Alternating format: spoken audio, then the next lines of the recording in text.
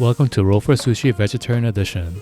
Let's roll. The Oak Father's Bounty. 17. Seasonal fruit. Korean pears are in season. Crunchy, sweet, and delicious. God of Cookery. 2. Grilled. I think a waffle iron should be perfect for this. These pears have a high water content, so it should do well under the grill.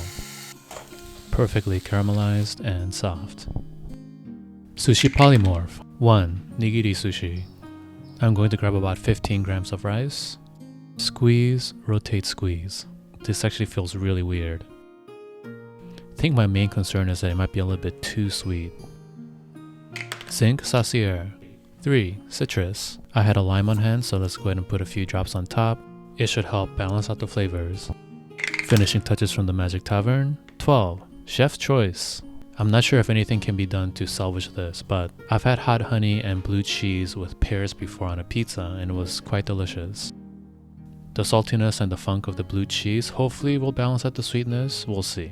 It looks great. Let's have a taste.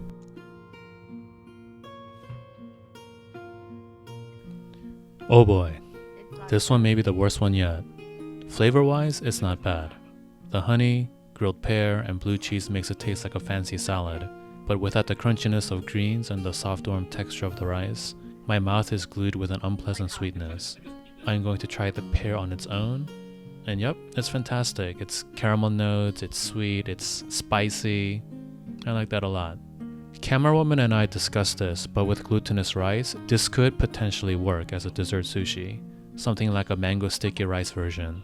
Alright, Camerawoman is going to try the last piece. And she couldn't finish it, so 0 out of 10 for her too.